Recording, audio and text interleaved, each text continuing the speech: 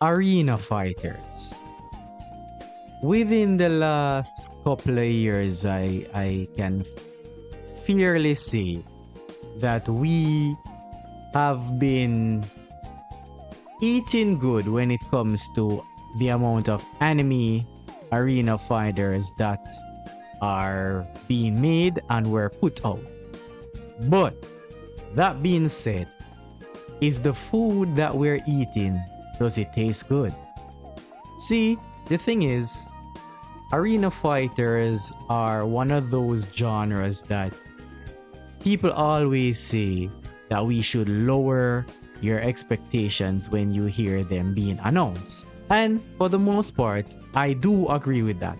I think, in general, arena fighters are...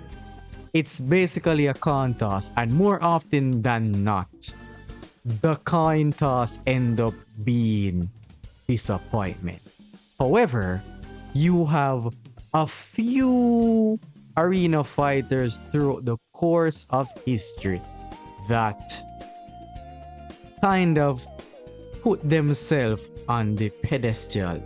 Like, even to this day, you have some being updated and DLC over and over again. Now, let's look at the arguably the most successful arena fighter ever. And I know the Storm 4 guys out there are gonna be mad, but let's just be honest. Dragon Ball Xenoverse 2 is arguably the most successful arena fighter that is ever made.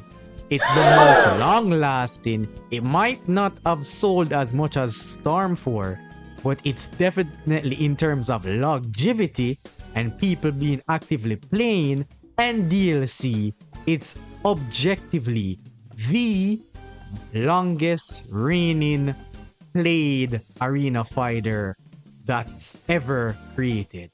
And it's also, again, arguably the best Dragon Ball game that has ever been made. Now, lower your pitchforks. If you don't agree, that is okay. Favoritism is a subjective and not an objective thing. So, objectively, if you're doing it statistically and in longevity, you have to say, without a shadow of a doubt, Xenoverse 2 is up there. Now, what makes an arena fighter successful? Or rather, let's look why in recent times, titles upon games that have been announced ending up in failure or disappointment. Because I think the key to a successful arena fighter is how you cater to the casual audience. And this is where Xenoverse 2 separated themselves from other arena fighters. Not only do you have the PvP side of things, the competitive side, where you can get better with your skill, learn the mechanics, and improve upon the game. But if you are not into that, you can make custom characters. You can do parallel quests. You have raid quests. You have expert missions. You can build your own character and formulate your own story about the character. Like the game, I think the best way to make a game successful is to cater to the casual audience. Now, with the announcement of the latest arena fighter, well, there's been a couple, Bleach and Sparking Zero, but more importantly, Sparking Zero.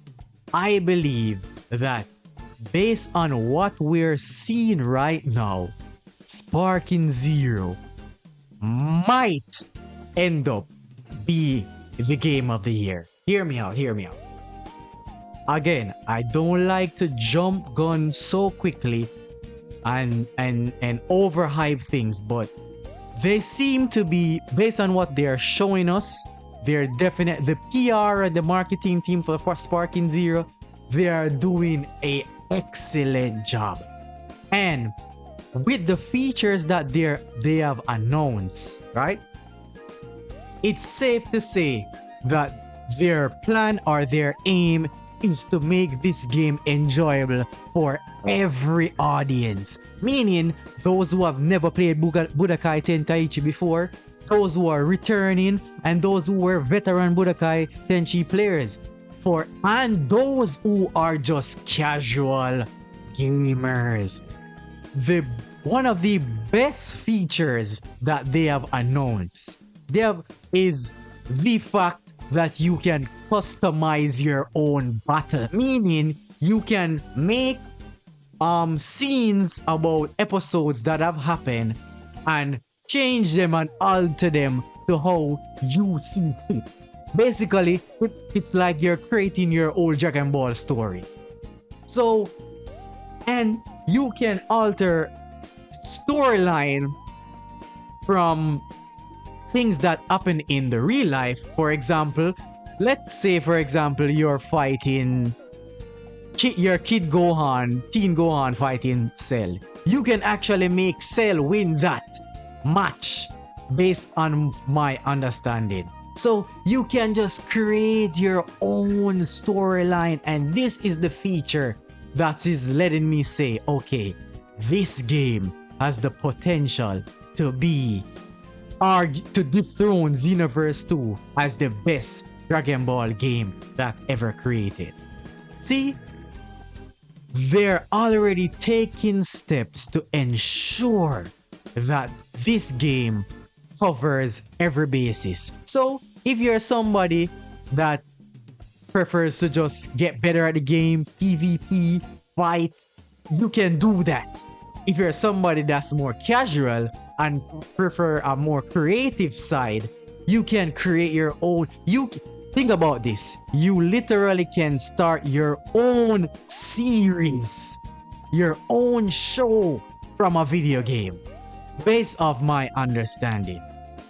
That's crazy. So, and then for persons like me that interested in both PvP and the casual aspect, this game look like it's gonna be perfect. So I don't want to jump the gun, but I'm just saying, based off what we're seeing right now, Dragon Ball Sparking Zero, it might be that game, man. It might just be that game. But only time will tell, and come October 11th, we will find out if this game is what it cranked out to be. I hope it does. And guys, remember, if you enjoyed this discussion type video, drop a like and subscribe if you're new. We're looking forward to having more Sparking Zero content when the games comes out, and I'll catch you in the next video. Peace.